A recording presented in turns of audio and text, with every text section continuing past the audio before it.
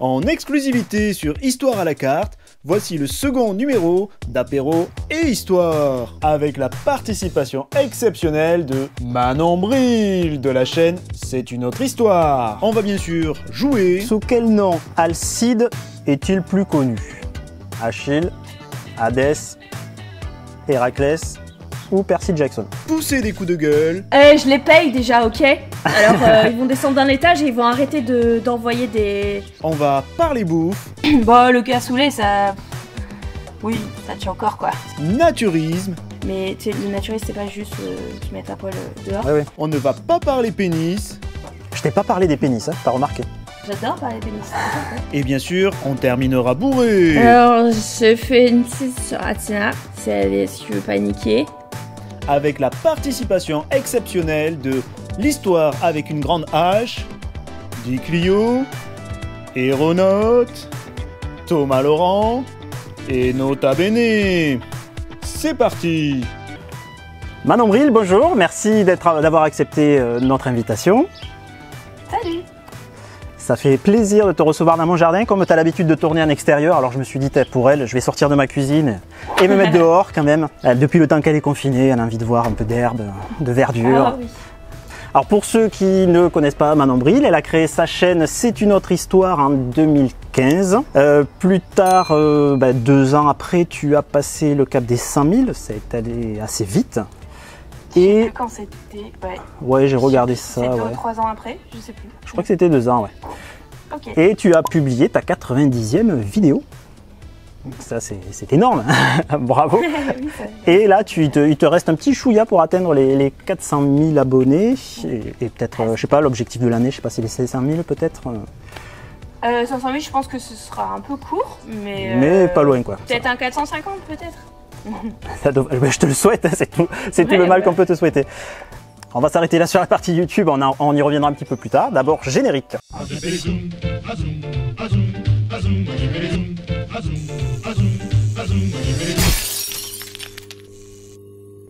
Donc maintenant, on va faire un petit retour sur ton parcours, sur d'où tu viens. Tu viens du sud-ouest? Oui. D'où ça exactement? Moi, je suis née à Pau, et puis j'ai fait 1 an d'études à Bordeaux, et ensuite je suis arrivée à Toulouse, où j'ai fait toutes mes études, où j'ai travaillé d'abord comme prof des écoles, puis repris mes études pour faire un master d'histoire, puis une thèse d'histoire. Donc tout ça, ça se passait à Toulouse. D'accord. Et ça fait maintenant, ça fait depuis fin 2018 que j'habite à Paris. Alors, première question sérieuse, il est passé où ton accent? T'inquiète, il est pas loin. Il est pas loin, je suis très perméable. L'accent béarnais. Ouais, donc non, il est pas bien loin celui-ci. Bon, je me suis habillé pour l'occasion pour toi, hein, tu vois, j'ai fait un effort vestimentaire, exprès pour l'inviter. Attends. Oui, c'est vrai. Donc tu es sur Paris là depuis peu, on va dire. J'ai une question pour toi, d'un youtubeur. Alors j'espère que tu vas l'entendre. Ma chère Manon, j'ai une question vraiment extrêmement importante pour toi. Est-ce que tu es plutôt jambon beurre ou cassoulet toulousain? Il me fait trop rire. Qu'est-ce que... Je suis allée plusieurs fois chez Ben. Est-ce qu'on a mangé plutôt du cassoulet ou du jambon beurre? Je me souviens plus. On n'a pas mangé de cassoulet. Alors je vais répondre jambon beurre en espérant la partie parisienne a pris le dessus. Bon, le cassoulet, ça... Oui, ça tue encore, quoi. C'est sûr, oui, non, c'est sûr, c'est meilleur, mais je veux juste faire de la lèche à Nota Bene, c'est pour ça. C'est ça. Alors, comment était la petite Manon à l'école? Elle était sérieuse déjà ou au contraire Moi, j'ai toujours plutôt été un peu scolaire, très scolaire. La bonne élève, tout ça. J'étais un peu, à la fin, au lycée, j'étais un peu moyenne. J'ai eu 12 au bac, dans un bac S. Enfin, bien, mais c'est cool. Ah, t'as passé le bac S, c'est pour ça. Oui, j'ai fait un bac S. Mais du coup, c'était un peu, dans certaines disciplines, j'ai un peu serré les fesses. Genre, j'ai eu 9 en maths, je crois, au bac, tu vois. C'est déjà pas mal, quoi, avec le coefficient. Oui, c'est bien, mais pour un bac S, ça fait un peu mal dans les notes, quand même.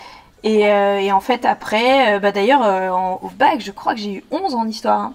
Tu vois, un truc comme ça. Ouais. Enfin bref, moyen. Et c'est après, par contre, aux études supérieures où j'ai commencé à plus me défoncer, où j'ai passé le concours des écoles et j'ai fait 10e, s'il te plaît. Pas mal. Eh oui, ça fait plaisir. Et t'as fait ça combien de temps? Et ben j'ai enseigné 3 ans à mi-temps. Et je me suis tout de suite mise à mi-temps parce que j'ai pas du tout aimé la formation de professeur des écoles à l'époque. Comme beaucoup, je pense. Ouais, et j'ai détesté ces années de prépa concours et de formation concours. Je trouvais que c'était l'enseignement... déconnecté un petit peu de l'enseignement. Ouais. Je crois que c'est encore pire maintenant, enfin bon bref. Et en fait, paradoxalement, j'ai adoré avoir mes propres classes, ça se passait très bien avec mes élèves, c'était très chouette. Mais le master, j'adorais ça aussi, donc ça s'est très bien passé, j'ai eu l'opportunité d'aller en thèse après. Et comme c'était une thèse avec un financement, j'ai pu arrêter d'être prof. Et le thème Athéna au 19e, c'était parce que tu pouvais pas choisir entre l'Antiquité et le Contempo, ou entre l'histoire et l'histoire de l'art? C'est quand même pas commun. Alors comme c'est pas histoire de l'art, hein. C'est pas du tout. Oui, c'est pas du tout histoire de l'art, mais ouais. On y fait pas mal de références, j'imagine. En fait, on pourrait ne pas du tout, ça peut être totalement littéraire, hein, la mythologie. Oui. Donc c'est pas du tout de l'histoire de l'art, même si je m'en suis beaucoup servi évidemment. Et pourquoi Athéna? Parce que justement, enfin pourquoi l'Antiquité au 19e et Athéna? Justement parce que je suis arrivée en master en faisant bonjour, je voudrais faire un sujet de master, ça me manque trop l'histoire, je suis prof, voilà. Mais je sais pas trop quoi choisir entre le 19e et l'Antiquité comme période parce que c'est les deux que je préfère. Donc voilà, du coup on m'a dit tu peux faire les deux et j'ai dit j'aime bien la mythologie, j'aime bien aussi l'histoire des femmes, enfin vraiment je suis venue avec des grandes idées comme ça et on m'a dit bah prenez une figure mythologique féminine. Ok, allez. Et on a pris Athéna parce que en fouillant un peu, en fait on avait un tableau en tête de Gustav Klimt qui est magnifique, qui représente Pallas, donc le nom d'Athéna. Et j'ai dit ah ouais trop cool, je vais travailler sur ça. En fait j'ai jamais travaillé sur ce tableau puisque j'ai travaillé sur le corpus français. Mais voilà, c'est parti de là en gros. Et puis Athéna ça s'y prête bien ensuite. C'est après en thèse que j'ai précisé sur les images utilisées par le politique. Mais bref, c'était une figure idéale pour ce terrain-là. Donc voilà. Et est-ce qu'au 19e, on a une plus grande représentation de l'Antiquité ou par rapport à ce qui se faisait un petit peu avant ou un petit peu après? Est-ce qu'il y a une spécificité ou pas? En fait, le 19e siècle, alors ça a commencé avant, dès la Renaissance, tu sais que... Oui, dès la Renaissance, ça fait un moment que la Grèce, la Rome, voilà. L'Antiquité est à la mode, mais... C'est remis au goût du jour. T'as plusieurs facteurs combinés qui font qu'au 19e, c'est particulièrement la référence de prestige. C'est que courant 18e, fin 18e, tu as eu des grandes fouilles archéologiques qui ont eu lieu, notamment Pompéi, Herculano.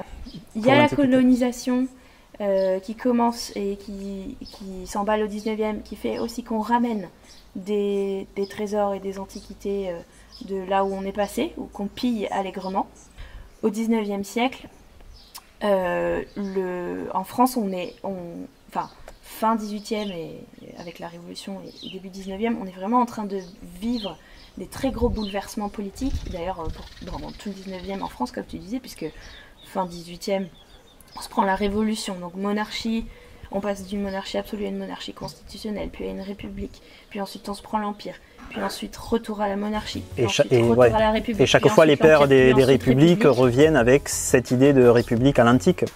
Ça revient dans les discours. Mais c'est pas que les républiques, c'est aussi les empires en fait. Ah, et comme en fait on a besoin de modèles politiques et que l'Antiquité c'est à la mode, bah, à la fois l'Empire romain pour les empires ou la démocratie athénienne par exemple, ou la République romaine d'ailleurs, c'est des références culturelles. En plus à une époque où on commence à se distancier de l'Église, donc c'est aussi une façon de chercher à construire une identité, à valider, à légitimer un projet politique. Oui, se poser comme successeur légitime de ce qui a déjà été créé. Oui. C'est peut-être pas un hasard que si les Jeux Olympiques ont été relancés à la fin du 19e aussi, puisqu'on était dans ce courant-là aussi. Bah, c'est toute une mouvance, ça c'est exactement le sujet que je suis en train de, la vidéo que je suis en train de monter. C'est aussi toute une mouvance de Pierre de Coubertin, c'est aussi remettre la jeunesse au sport. Le truc de remettre tout le monde dehors avec les courants du naturisme. Mais le naturisme c'est pas juste se mettre à poil dehors. Oui. C'est aussi tout un courant de la médecine qui circule déjà beaucoup au 19e, de prendre l'air, le soleil, etc. Donc voilà. Alors, je vais te faire écouter une autre question. Alors, c'est Robin de l'Histoire avec une grande H qui avait une question pour toi. Bonjour à toi Manon, je suis Rob de l'Histoire avec une grande H, qui est juste là. J'ai une question à te poser, une seule. as-tu un mythe préféré? Et si oui, lequel? Et pourquoi? Donc lui, en fait, ça fait 3 questions. Je sais pas si... J'en ai pas forcément un préféré. Mon type de mythe préféré, c'est les contes étiologiques. Comme j'avais fait la conférence justement aux historiques de Montbazon où j'en avais raconté 3. J'aime beaucoup parce que c'est des histoires qui expliquent... Les contes étiologiques, c'est des histoires qui expliquent comment... pourquoi le monde qui nous entoure il est comme ça, mais avec des histoires du style... les coraux, et ben en fait ça vient de Persée qui avait coupé la tête de la méduse. Il a fait une pause et il a mis la tête de la méduse qui pétrifie, donc comme on sait, il l'avait mise dans un sac, il a fait une pause sur la plage, il a posé le sac par terre et qui s'est un peu entrebâillé et il y avait des algues et Méduse a vu c'est joli, lancer son regard pétrificateur sur les algues et paf, ça fait les coraux, tu vois. Enfin bref, c'est juste des récits qui expliquent pourquoi cette fleur elle a ce nom, pourquoi cet oiseau il est de cette couleur, etc. Et je trouve ça trop joli. C'est plein de petites histoires comme ça qui permettaient aux anciens d'expliquer un peu ce qu'ils pouvaient pas forcément expliquer. T'entends la sirène là? C'est l'heure de la question mytho. Alors je reprends une question que je t'ai posée précédemment, mais tu réponds de façon mythomane. Ok. Alors, elle était comment la petite Manon à l'école? Franchement, c'était une petite fille parfaite. Jamais aucune bêtise, mais il faut savoir qu'elle était championne déjà d'athlétisme dès son plus jeune âge. Donc des grosses compétitions et tout. Bon, après j'ai dû arrêter parce que je me suis fait mal. Mais à l'époque, j'étais partie... en fait, j'étais tellement prématurée qu'on m'avait envoyée au JO pour concourir dans la catégorie d'âge au-dessus du mien. Mais on avait un peu falsifié mes papiers. Mais j'étais tellement déjà grande, formée et forte que on a feinté avec les entraîneurs et tout. On a triché. Bon, voilà. Après j'ai dû arrêter ça et tout parce que mes études c'était plus important, mais beaucoup d'athlétisme petite. Très bien, j'y ai cru. Alors on va passer à la roue des questions. Alors là il va falloir que j'installe le tout sur ma petite table de jardin, ça va être coton. C'est histoire de laisser le hasard faire. Alors... on va voir si le hasard nous apporte des questions intéressantes. Noir. Ah, on commence par le noir de suite. Alors, bon, il y a un ordre dans les couleurs. Les noirs, c'est les questions un petit peu plus rudes et hardcore. Les vertes, les questions plus sympas, tu vois. Donc, c'est parti. Donc, je triche pas. Question noire. Allez-y, sont dessus. Est-ce que tu peux nous dire du mal de Nota Bene? Ah là là, le pauvre Ben. C'est impossible, c'est le meilleur. Je vais avoir des problèmes si tu me fais faire ça. Il va me cancel de YouTube. Ouais, je sais. Ce que je lui dis souvent, c'est ah bah pour faire de l'histoire, on n'est pas obligé de s'installer devant une bibliothèque. Hein. Ça, c'est à l'ancienne. Hein. C'est ça. C'est ma petite vanne avec ce bon Ben. Franchement, c'est trop dur de dire du mal de Ben. C'est vraiment la meilleure personne. I mean it, really. C'est vraiment un mec en or. Non, mais sincèrement. Non, mais le but c'était de dire du mal et pas de l'incenser après. Un gars après. Voilà. Alors, on est sur du jaune. Question jaune. Ben, justement, c'est marrant que ça vienne à la suite. En fait, tu nous fais croire que ton pseudo c'est un jeu de mots, hein, Manon Bril. Mais en fait, en réalité, c'est un hommage à Benjamin Briot, c'est ça? T'as raccourci son nom? Bah, décidément. C'est tout autour de Ben. Oui, c'est ça. C'est ça. C'est exactement ça. Bah voilà, en fait, je suis démasquée. Tu vois, je peux pas dire du mal de lui. Je voulais qu'il me remarque au début de ma chaîne, donc j'ai pris un pseudo. J'ai pris son nom. J'avais mis Manon Briot au début. Et puis du coup, il m'a envoyé des menaces. Donc j'ai été obligée de raccourcir et j'ai changé le pseudo. Voilà, parce que bon, il fait un peu peur avec sa barbe et tout. Mais au moins, il m'a remarqué, ça a marché, tu vois. C'est ça. Donc je suis contente. Et puis ça tombe bien, ça fait jeu de mots en plus. Voilà. Question rouge. J'en ai pas eu encore. Alors, est-ce que, puisque c'est l'heure de l'apéro, hein, est-ce que tu peux nous expliquer ta thèse façon bourrée?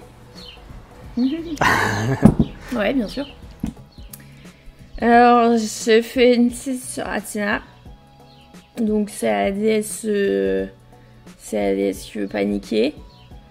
Donc je déesse chiante, tu vois, elle est chiante. Voilà, superbe. Voilà, j'ai tapé 50 tests pour dire que Athéna c'était une figure de légitimation du pouvoir politique. Qu'est-ce qu'on s'en bat les steaks, franchement. Ça va pas sur les cancers du sida, ça. On s'en branle. C'est bien. Alors. Oui. Rouge.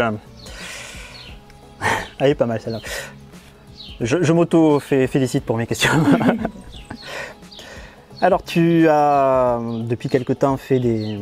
Ça fait 2 ans que tu collabores avec ta dessinatrice, c'est ça? Ça fait 2 ans à peu près? Ouais. Oui, en fait on a attaqué une grosse saison sur cette année, toute fin 2019. Et l'an dernier on a fait des petits tests. On a fait 4 vidéos l'an dernier ensemble, donc on va dire 2 ans, ouais. Donc tes vidéos sortent le mercredi midi, c'est ça? Premier mercredi du mois. Pour le jour des enfants. Hein, donc tu y parles cannibalisme, de nazis drogués, d'une nonne qui se prostitue, de torture, de clitoris et de l'histoire de la fessée. Est-ce que tu n'aimes pas les enfants? J'ai déjà répondu. Mais moi, faire des trucs pour le public enfantin, ça m'ennuie en vrai. C'est pas mon...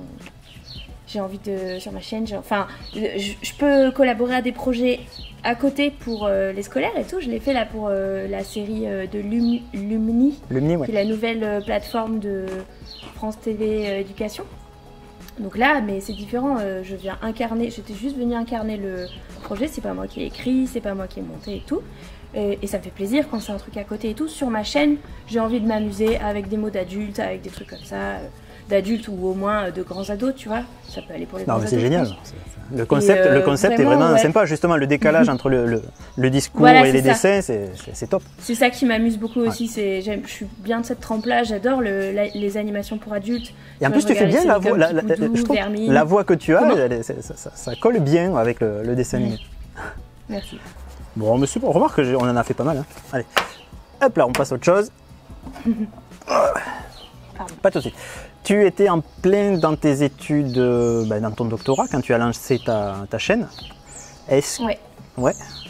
T'avais trop de temps, c'est ça? Après, on va dire que les étudiants d'histoire, ils foutent rien, c'est ça? J'adore souffrir et travailler, apparemment. Ouais, écoute, c'est balèze quand même, mener à bien les deux. C'était beaucoup. C'était beaucoup. C'était une sacrée période de ma vie, ouais. Mais bon, je regrette pas du tout parce que, tu vois...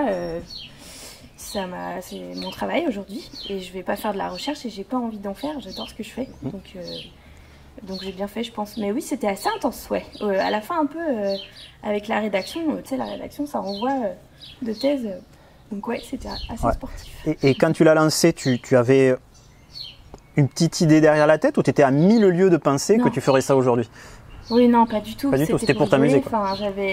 J'avais juste fait une vidéo, j'avais participé au concours Ma thèse en 180 secondes du CNRS où j'avais eu le prix du public à ma finale régionale, tu vois. Et je m'étais dit, tiens, il y a peut-être un public pour ça. Mais je me disais, j'étais vraiment pas partie pour ça va être mon travail. Enfin, pas du tout. On se fait kiffer et ça a pris assez vite en fait. Assez vite. Calmons-nous, hein, tout va bien, j'ai pas 1 million d'abonnés, mais je veux dire, j'ai pu assez vite... vivre de la chaîne, genre au bout d'1 an j'ai lancé le Tipeee et je crois qu'on est monté direct à 1000 euros, 1200 euros. Ah ouais, c'est énorme. Ça aussi un peu suivant les mois, ça descendait à 800 ou quoi au début, mais j'avais un mi-temps à côté parce que mon contrat doctoral était fini à ce moment-là. Donc j'avais un mi-temps à côté où je faisais des vidéos pour ma fac qui avait repéré que je faisais des vidéos pour la chaîne de Mondes Sociaux. Vide de recherche que j'ai arrêté depuis et j'ai passé le flambeau à Léa Bello qui était aussi avec moi dans le Vortex, bref.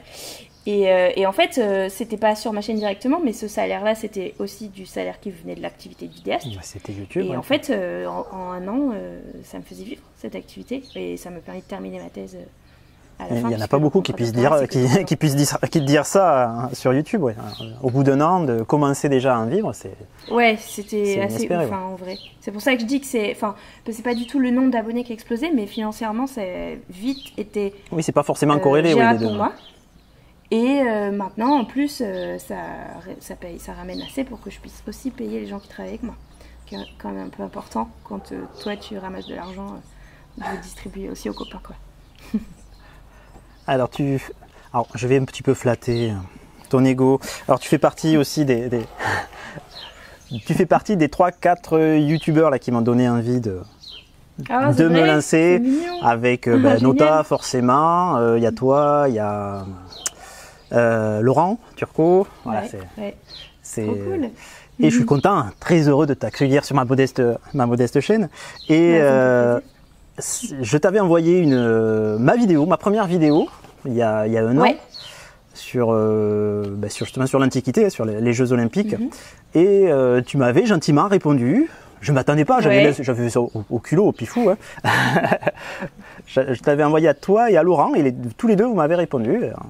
Et c'était très sympa. Et de suite, toi, attention, regarde la caméra, attention, le cadrage, le cadrage n'est pas bien. C'est bien. Je me souviens pas ce que je t'ai dit, par contre, mais ouais. J'essaye de faire les retours quand je peux. Très sympa. C'est vrai que des fois, j'ai pas toujours le temps, j'avoue. Mais je te remercie, en direct cette fois. Je profite que parce tu sois que là. je trouve ça cool. Moi, il y a des gens qui ont fait ça pour moi à un moment aussi, tu vois, qui m'ont donné des retours. Donc voilà, mais c'est vrai que avec ta chaîne qui grandit, t'es de plus en plus sollicité. Tu peux pas tout le temps. Il y a des moments où c'est trop le rush et ces mails-là, des fois. Une question, tu as en partie répondu. Tu t'es dit qu'il y avait assez de gars devant des bibliothèques pour que tu te lances. Il y a une nana en extérieur, cette fois pour complètement faire l'inverse de ce qui se faisait à l'époque. Comment tu arrives à tourner je sais pas, au début, ça devait être coton quand même, non ouais, d'ailleurs, ça s'entend, les problèmes techniques au début, le son, et pendant longtemps d'ailleurs, pas qu'au début, on a vraiment un son de Et merde. même la concentration, les gens passent partout, Ah oui, ça c'est l'enfer. Moi j'en ai fait quelques-uns, mais c'est l'horreur. T'es tout le temps arrêté, tout le temps. Il y a un avion, et il y a une moto, et il y a quelqu'un qui vient de parler, et il y a ceci, il y a cela, après c'est la batterie qui lâche, après c'est machin. C'est très long les tournages en extérieur. Il paraît, il y a une mauvaise réputation de Manon Bril, il paraît qu'elle est horrible avec qui elle collabore, voilà, Et il y a Kieran de la chaîne Aéronaute, qui est toulousain, et qui aurait envie d'essayer d'éclaircir un petit peu tout ça. Salut Manon, alors maintenant j'aimerais bien qu'on passe aux choses sérieuses. Maltraites-tu ton caméraman au même titre que ta dessinatrice? Voilà. Je les paye déjà, ok. Alors ils vont descendre d'un étage et ils vont arrêter d'envoyer des messages détournés pour se plaindre. Parce que sinon, je peux vous dire que les charges là, vous savez combien ça coûte les charges des intermittents? Je leur fais la vanne souvent, je leur fais. T'es sûr vous savez combien vous me coûtez là? Parce que non mais genre dis ça, genre t'es sûr que t'as besoin de ta sécu là? Ça me coûte cher quand même. C'est le double là par rapport à ce que toi tu touches. C'est une vanne récurrente et tout. Et je les maltraite et tout. Non franchement, heureusement qu'ils sont là, sinon ça n'aurait rien à voir la chaîne, vraiment absolument rien à voir. Il y a aussi Otam, le musicien qui fait les morceaux, tous les morceaux que j'utilise, c'est exclusivement lui, ça fait aussi l'ambiance de la chaîne qui nous est propre. J'ai une question d'une chaîne qui fait partie du label, c'est Adeline de la chaîne Diclio qui a une question à te poser. Salut Manon, ici Adeline de la chaîne Diclio. Alors, pas comme la voiture bien sûr, mais comme la muse de l'histoire. Mais bon, ça, je ne t'apprends rien. Tout d'abord, je voulais te remercier pour avoir prouvé qu'on pouvait être une femme et parler d'histoire sur YouTube et rencontrer son public, avoir du succès. Je pense que ça a encouragé beaucoup d'entre nous à se lancer sur YouTube. Alors Clio aurait envie de te demander si Athéna avait Twitter aujourd'hui, quel genre de truc elle posterait sur la plateforme. Mais moi, personnellement, je suis quand même un peu plus intéressée de savoir comment tu choisis tes sujets et comment tu es passé des sujets vraiment de mythologie à des sujets d'histoire générale. Voilà, merci à toi. Et au début, j'ai commencé par faire 2 types d'émissions, donc le rôle de king mythologique et les Tu vois le tableau, justement parce que c'était pile dans mon domaine de compétences en thèse et que je pouvais pas, en étant quand même en train de faire un doctorat, me permettre d'aller creuser des sujets que je connaissais pas, tu vois. Donc je voulais rester dans ma zone de confort parce que j'avais pas le temps de me lancer dans la découverte de publications complètement nouvelles où il faut ouvrir plein de trucs et tout. Et tant qu'à faire que mes lectures, elles me servent aussi pour ma thèse, tu vois. Donc au début, pendant très longtemps, il n'y avait que des sujets comme ça, où Tu vois le tableau, c'est juste extrêmement facile à préparer, il faut juste re-raconter l'histoire, donc je lisais un mythe et puis basta, tu vois. C'était très facile à faire. Par contre, maintenant que ma thèse est finie, enfin, un peu autre chose, et je suis ravie de pouvoir faire des lectures d'autres trucs, prendre mon temps pour découvrir d'autres sujets. Récemment, j'ai refait un Walking mythologique sur Artémis, mais ça faisait longtemps. Mais en ce moment, j'essaye de faire un peu autre chose parce que c'est bon, quoi, ça va. Là, j'ai ma dose. Et du coup, pour choisir les sujets, c'est vraiment extrêmement aléatoire. J'écoute une émission de radio et je tombe sur un sujet fou. Je lis une publi ou je tombe sur un bouquin à la librairie. J'écoute un podcast qui parle de tel truc. C'est vraiment... ou des fois aussi des suggestions dans les commentaires, pourquoi pas, tu vois. C'est une question qui revient, genre les petits pénis des statues, c'était un peu ça. Donc vraiment, ça peut venir de partout et n'importe quoi. Je t'ai pas parlé des pénis, hein, t'as remarqué? On peut, hein. On peut. J'adore parler des pénis. Je poursuis avec Thomas Laurent de la chaîne Thomas Laurent. Il s'est pas foulé pour le titre de sa chaîne. Qui avait aussi une question. Hop là. Salut Manon, salut Ben, bon apéro à tous les deux, puisque c'est quand même le but de la vidéo. Merci. Alors Ben, quand tu m'as proposé de poser une question, tu m'as dit une question sérieuse, ça peut être aussi une question à la con. Étant quelqu'un par nature de très chiant et dénué d'humour, j'ai choisi une question sérieuse. Non, en vrai, ça tombe bien parce que j'avais une question qui me trottait dans la tête depuis un certain temps, donc j'en profite. Récemment, Manon, tu as réalisé sur ta chaîne un documentaire sur le Jésus historique. Tu as croisé les sources, tu as fait un gros travail d'enquête et c'est un sujet tellement colossal que je me demandais comment tu as fait, tout simplement, pour synthétiser tout ça. Comment tu as articulé tes recherches, est-ce que tu as rencontré des difficultés particulières et surtout combien de temps ça t'a pris pour faire tout ce travail d'enquête autour de ce documentaire. Voilà, ça m'intéresse beaucoup parce que c'est quand même un gros morceau et je ne l'ai pas encore dit mais j'ai bien kiffé, vraiment gros documentaire, très carré, très solide, franchement bravo. Voilà, donc je ne sais pas si j'ai été très clair parce que c'est un peu bizarre de poser des questions sans avoir la personne en face, mais voilà. C'est tout. Je sais pas comment conclure. Merci. Merci pour cette question. Ça me fait plaisir parce qu'en effet, un gros morceau celle-ci. Surtout dans la recherche parce que le montage pour le coup est extrêmement basique. C'est face cam, cut et basta. Illustration, fin de l'histoire. Il n'y a pas trop d'efforts de ce côté-là. Mais sur le contenu, celui-là j'y ai passé un bon bout de temps.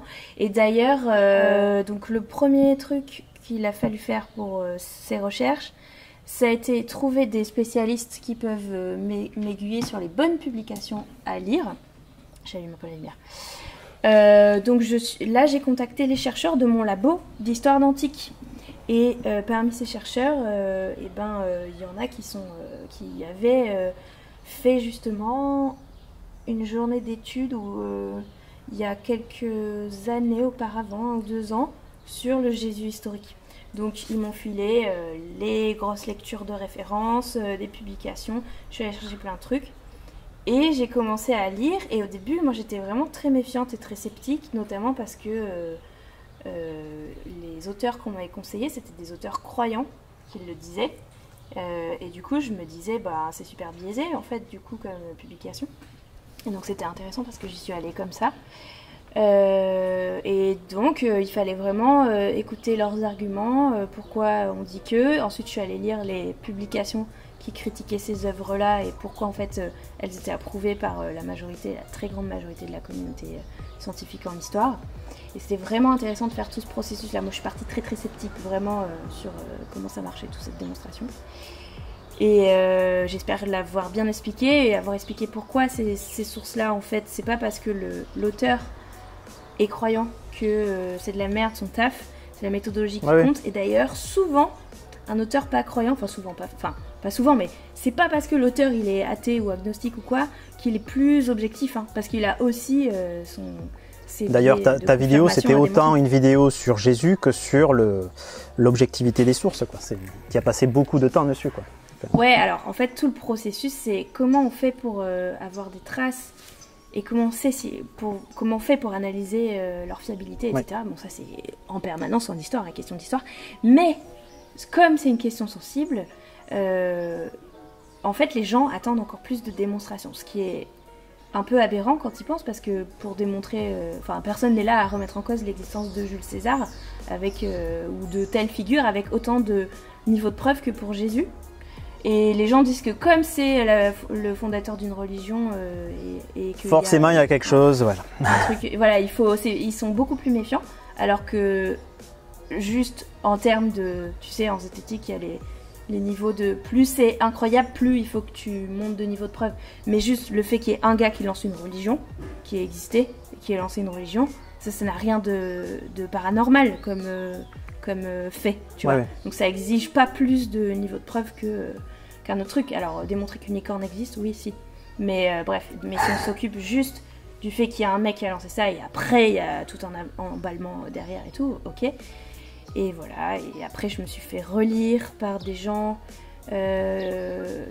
par ces spécialistes-là, par des spécialistes encore ailleurs, d'autres gens de mon labo, comme ça je me suis dit j'ai plusieurs sons de cloche. J'ai aussi demandé à Christophe d'Hygiène Mentale, qui justement est calé en zététique, s'il pouvait me donner son avis, parce qu'on en avait beaucoup discuté ensemble de cette vidéo pendant le tournage du Vortex, donc pour voir si juste le fonctionnement de la démonstration était bien et tout.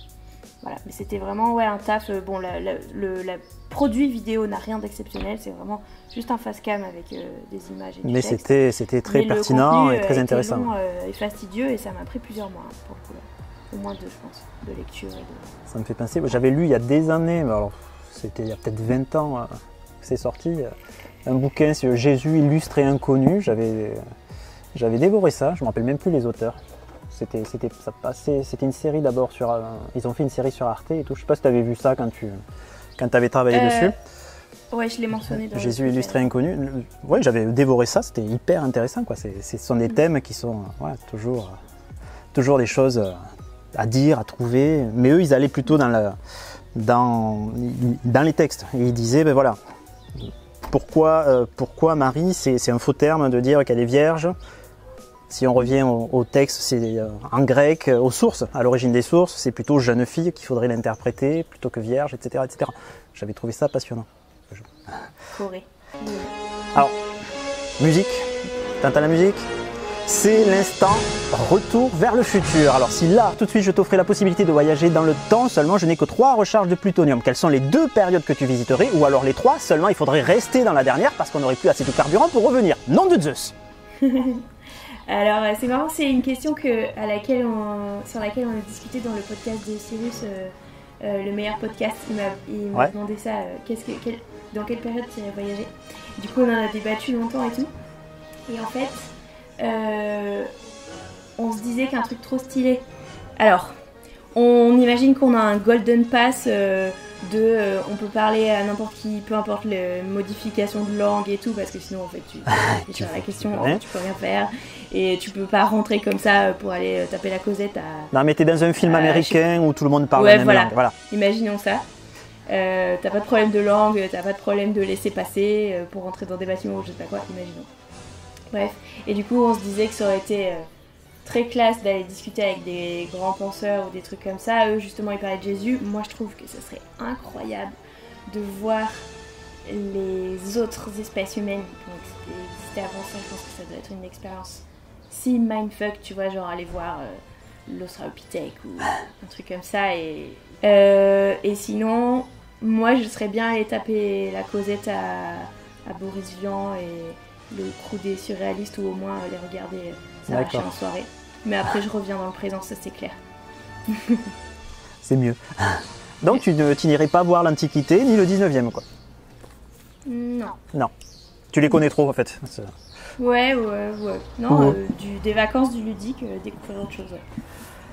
Alors, on va s'approcher de la fin de l'émission. C'est l'heure, tu le vois, de l'anti-quiz. Alors un petit jeu. Bon, je pense pas avoir de questions pièges. Hein. Tu connais attends, tellement, on va voir, on sait pas. Tu connais tellement le truc. Ridicule. Alors première question. Alors comme t'aimes bien Burger Quiz, donc j'ai fait des questions à la Burger Quiz. T'avais fait ça sur ton live pour les 200 000, je crois. Alors, laquelle de ces affirmations est fausse? Déméter est la déesse grecque de la moisson et de l'agriculture. Hermès est le dieu grec des voleurs. Héra est la déesse grecque du mariage. Vulcain est le dieu grec du feu. C'est Vulcain parce que c'est le dieu latin. C'est ça, il y avait un piège. Bien. Sinon, c'est Héphaïstos. Tout à fait. Alors, deuxième question. Lesquelles de ces descriptions de créatures sont fausses? Un centaure est une créature à tête et buste d'homme et au corps de cheval. Les sirènes ont une tête de femme et un corps d'oiseau. Le minotaure a une tête humaine et un corps de taureau. Le sphinx a le corps d'un lion et la tête de Mitterrand. La tête de Mitterrand. Donc, ça c'est faux. Ouais. Et le minotaure, il a une tête de taureau et un corps d'homme. C'est ça, sinon pour l'accouchement c'est difficile. Et oui, Mitterrand, on le baptisait le sphinx, c'était son surnom, c'est pour ça. Ah, je savais pas. Un petit peu de culture. Ok, j'avais pas la ref. Bah ok, bah c'est noté. Je suis passée à côté de la blague. Du coup. C'est pas grave. 2. Non pas, c'est la troisième question. Sous quel nom Alcide est-il plus connu? Achille, Hadès, Héraclès ou Percy Jackson? J'ai un tout petit doute. J'ai un tout petit doute. J'hésite entre. T'as dit Achille, Hadès, Héraclès. Eh ben. J'hésite entre Achille et Héraclès.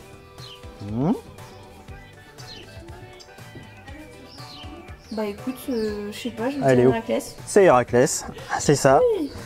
Il s'appelait Alcide et puis qui a changé de nom quand il a fini les 12 travaux. Oui, il a pris le nom de Héra. Voilà, des Héra. Héraclès, ça veut dire la gloire de Héra. Voilà. Quel surnom alors là c'est compliqué pour moi. Quel surnom ou épiclèse, c'est un épithète ou un qualificatif je crois, n'est pas attribué à la déesse Athéna? Il y en a beaucoup, hein. Il y en a beaucoup. Bon, on va commencer facile. Niké, la victoire. Pronoia, la prévoyante. Glaucopis, aux yeux brillants. Et Phosphoros, porteuse de lumière. Et quoi, pardon? Phosphoros, porteuse de lumière. Je dirais Phosphoros. C'est Phosphoros, ouais. Ça, c'est Artémis. Oui. C'était pour Artémis. Bien. Bah, t'as tout. Et probablement d'autres divinités d'ailleurs. Ouais. Oui, Glaucopis, ça fait tout débat là, cette question des yeux. Ah, c'est pas sûr qu'on les lui a attribués. Yeux pair, la couleur pair. Bon, bref, ça fait très débat chez les antiquisants. Mais oui, carrément, mais c'est un de ses plus connus. Forcément. Bon, mais voilà, c'est bien. On arrive à la fin. Est-ce que tu as un petit conseil culturel? Peu importe, livre, BD, série télé, qu'est-ce que tu as en ce moment là sous la main que tu aimerais conseiller? Je peux vous conseiller 2 podcasts culturels. Ouais. C'est le podcast Pardon Maman, qui parle de... C'est plein de petites chroniques. Il y a plusieurs intervenants et ils font tous une petite chronique de leur choix sur... un sujet divers et varié, donc voilà, ils font leur recherche de leur côté, puis ça peut être tout et n'importe quoi. Et en histoire, je vous conseille très fort le podcast Culture 2000, qui est dans la même maison que 2 heures de perdu, tout ça, comment ça s'appelle, Fréquence Moderne, je crois. Et je trouve vraiment super ce podcast en histoire, donc il y a Greg qui anime, et il est entouré, si je dis pas de bêtises, d'enseignants du secondaire. J'espère que je me trompe pas sur leur titre, mais bref. Ouais. Et ils choisissent une thématique et je trouve que c'est très bien monté. Ils sont très agréables à écouter. C'est assez pointu, sans que ce soit imbuvable du tout. Je conseille Culture 2000. C'est vraiment très simple. Pardon Maman et Culture 2000. Très bien. Ben, merci beaucoup d'avoir accepté mon invitation. J'ai passé un bon moment. Merci aux copains qui ont posé des questions. Merci à Nota Bene. Merci à Robin de l'Histoire avec une grande H. À Kieran de la chaîne Aéronaute. À Adeline de Diclio et à Thomas Laurent de la chaîne Thomas Laurent. Si cette vidéo vous a plu, n'hésitez pas à me laisser un petit commentaire, un petit pouce bleu, ça aide au référencement. Merci beaucoup, à très bientôt et surtout n'oubliez pas de rester curieux. Je suis nul pour terminer les vidéos. Qu'est-ce que tu dis toi quand tu termines une vidéo?